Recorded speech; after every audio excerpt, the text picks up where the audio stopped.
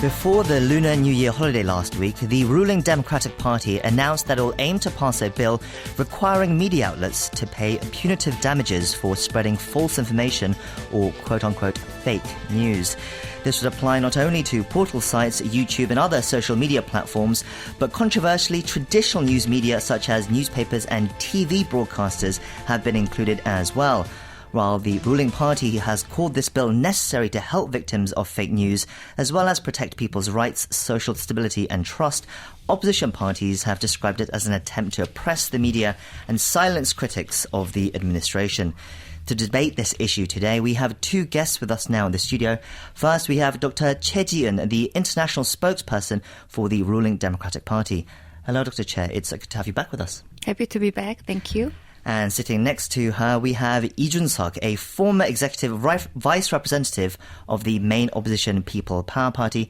It's good to see you too, Mr. Lee. Thank you very much for inviting me.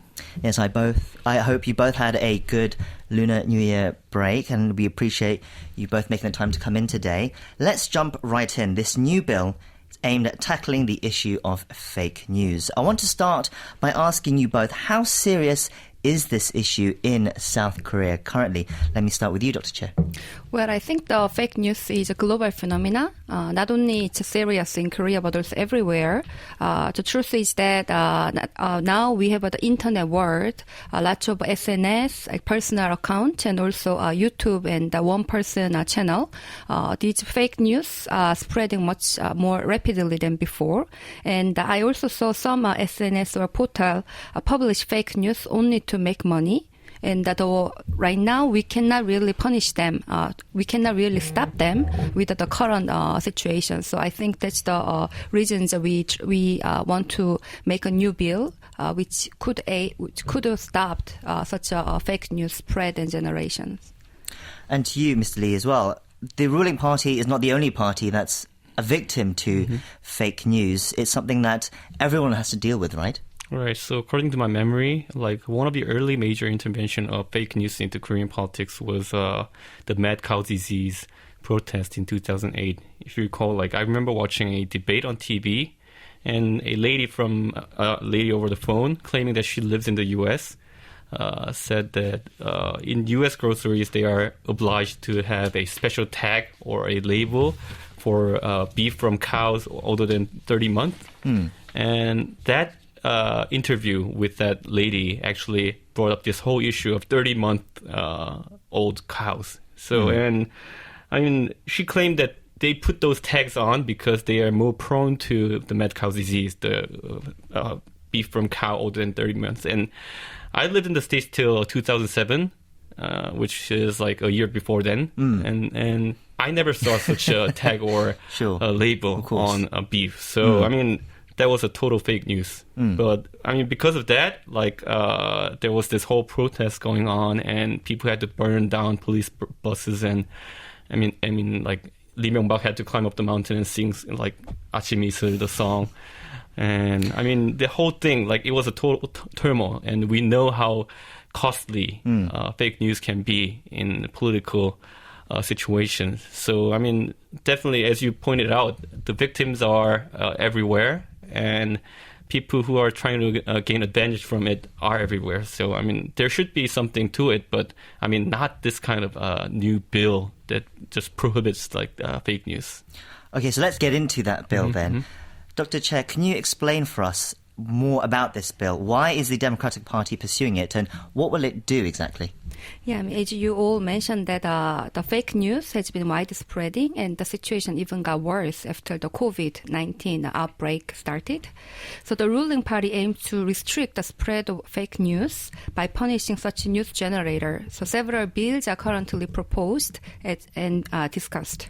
They require fake news generator to pay punitive damages for creating such fake news, and such punishment is needed to prevent the distortion of information and also to make the reporters to take a full responsibility of generating report and check the facts and sources information before they actually reveal the information.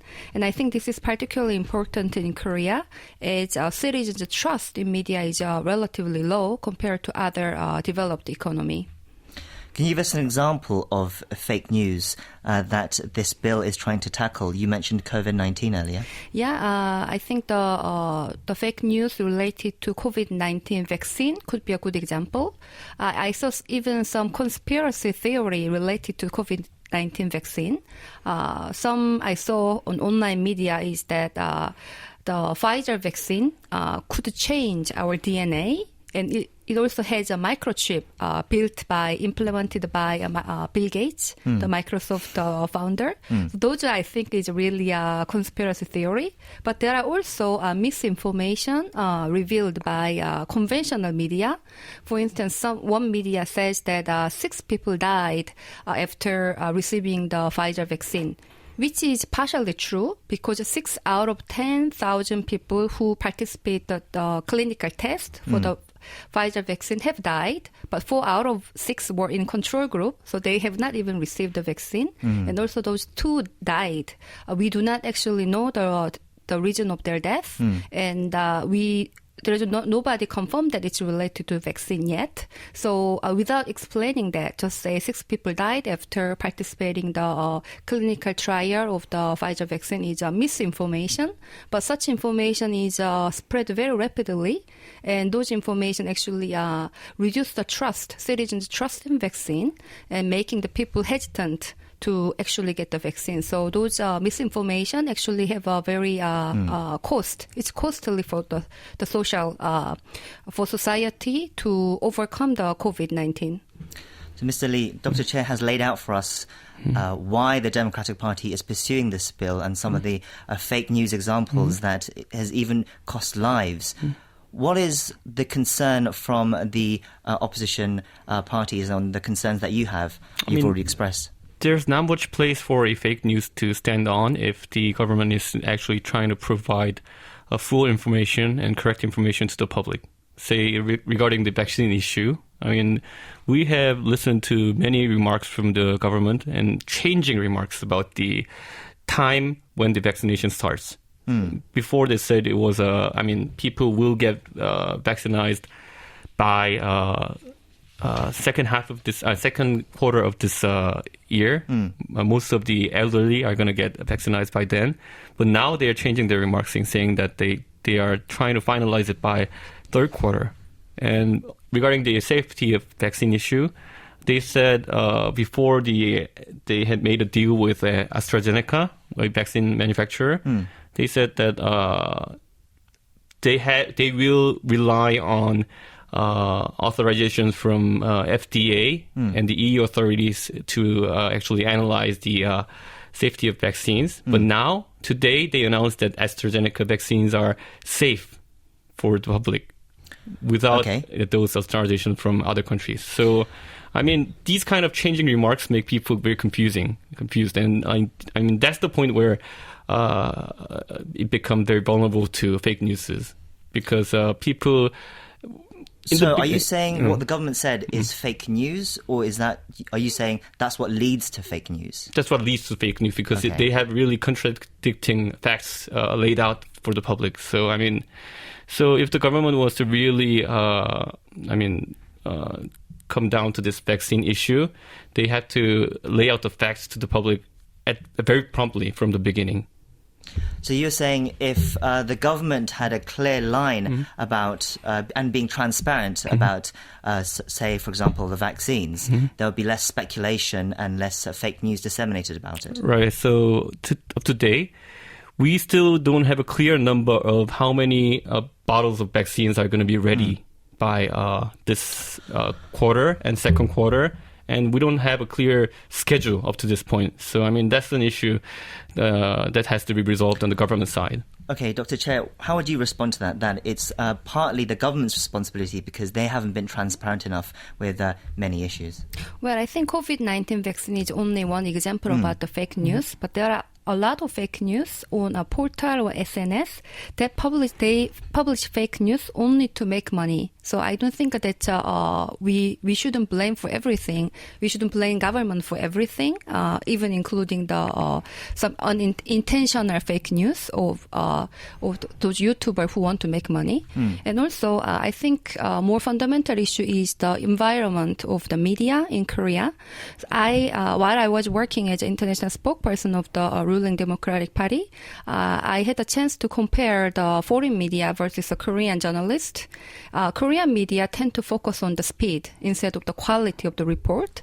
So they rather to publish anything quickly online. And if they find any mistake, if it's suggested by other people, then that's the time they start to revise it. But other countries, they have a time to check the facts and certify all the source of information before they actually publish. So I think the current situation, Korean media is very focused on online and then making everything fast and with a speed.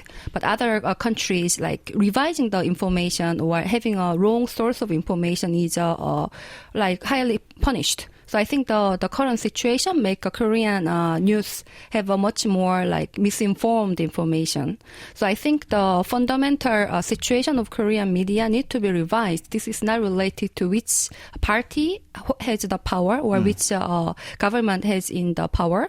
I think we need to revise the Korean media environment, and as well as the rapidly emerging the SNS and the portal, because we never regulate them.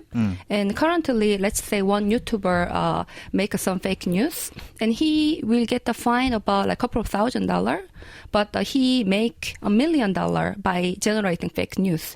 So as a rational economic agent, he will keep making such a fake news, but we don't have any way to stop. So this is something like beyond Korea. I think it's a global issue. We need to discuss how to regulate and stop fake news on the portal or online resources. We have methods to actually correct those. Okay. Say like most of the, fake news, you can validate them within a year or so after time. So say the mad cow disease issue I mentioned, after 13 years, there's not a single case of mad cow disease in Korea from beef right now. So we can definitely say that the news was somewhat exaggerated or fake. But to some during extent. that time, there was chaos ensued because of that fake news. Right, definitely. But so at this point, we have to reevaluate it to some extent and say that it was too much of an exaggeration to bring out the issue like that. So, but if you see now, most of the people who were standing in front of the line of the protest are now lawmakers in the Korean assembly. So, that is the point where it's really hard because the people who were in the front line of the fake news or the exaggeration are actually prevailing in the society. So, that is something that we have to think about. And say, let me mention Kim Jun.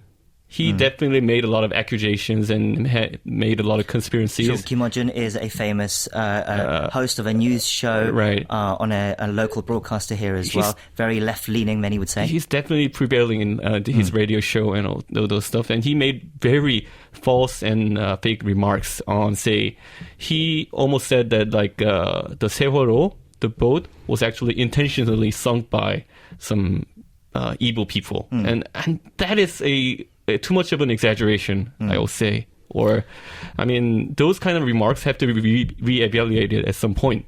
And that is the role of media at some point to actually check back on the issue and lay out to the public that say, back then, it made some sense, but now, after a year or so, it's a total fake. And that kind of correction would actually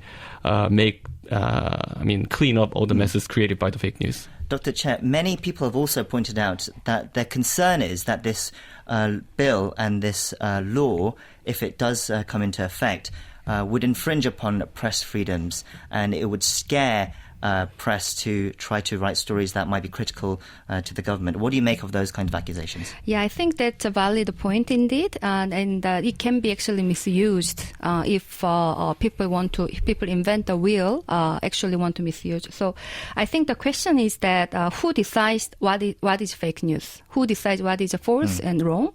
And I propose that the decision over making such a decision should be judged by court or independent party, which is independent from the political party. That way, they can actually decide whether or not to punish the news generator more like fairly. Okay. I hope. So we need a different body to define what fake news is. Yeah. What would you say to a body that defines... What would that body be constituted from? Like, say, if we actually recommend those committee members from each party, it's going to be the same as how the confrontation is going on within the assembly. So, that definitely is not a way to deal with it, I think. But the argument here is we need some way to deal with the issue of fake news. Would there not? And also, I want to ask you, you keep saying, I do not agree with the examples you gave me, but like your point essentially were the fake news is a problem. And now we look back, there were fake news. We need to reevaluate it. But this point of having this law is we should prevent the fake news from the beginning. And you agree with the needs of preventing such fake news by having such a system or legislations. Well, I laid out that the people who actually had the history of laying out fake news should not be prevailing in the society. As said, not. People should keep evaluating what they said before. And when elections come up, we have to see if that person actually said those kind of stuff and stuff. But, So, do they need to be punished then? Does there need to be some punitive system that needs to be put in place? Say, for example, the example you gave. But to what extent, I would say, I don't think they should get jailed for doing that. What I look into is how to correct those fake newses after a while or so. People really have to reach the facts at the end. But, if we can enforce them to actually do those kind of corrections, that's the extent I agree upon. But I don't think I would agree to putting them into jail for saying something that exaggerating something or making fake news, which is not definitely fake at some point of time. So there are different ways of punishment. First, before we move, can we define what punitive damages is? Like, what are we looking at? Is it a fine or could it even be jail time?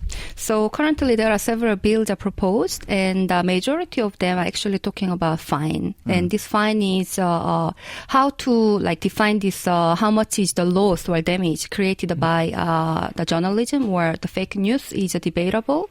But some member of parliament proposed that 3 times higher the loss, the people who damaged by the fake news is as a punitive fine. And also some people suggest that 3 times of the profit of the news media or the YouTuber should be punished as a fine. So there are different ways of discussing, but this is more about the fine than jail time.